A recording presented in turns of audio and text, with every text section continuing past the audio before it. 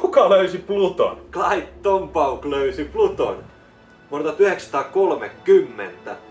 Itse oli rakentanut teleskoopin, sen avulla saattui kuvia, ja niitä kuvia sitten vertaili keskenään, ja missä valopiste muuttui, niin huomasi, että siinähän on pakko olla planeetta. Näin Pluto löytyi. Clyde Tombaugh. Kuka löysi Pluton? Clyde Tombaugh.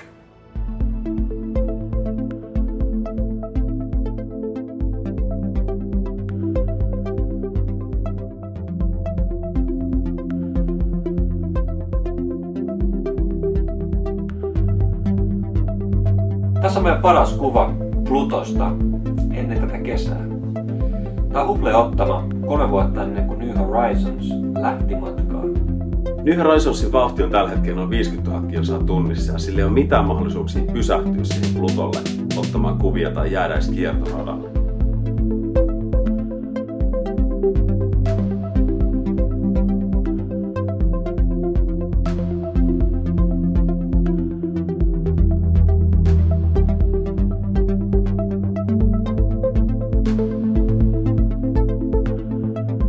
New Horizons panttaa vähän niitä tarkkoja kuvia vielä sen kovalevyllä, että nämä kuvat on oikeastaan vaan tällaisia niin kuin esikatselukuvia. Me saadaan ne tarkemmat kuvat sitten vähän myöhempänä ajankohtana.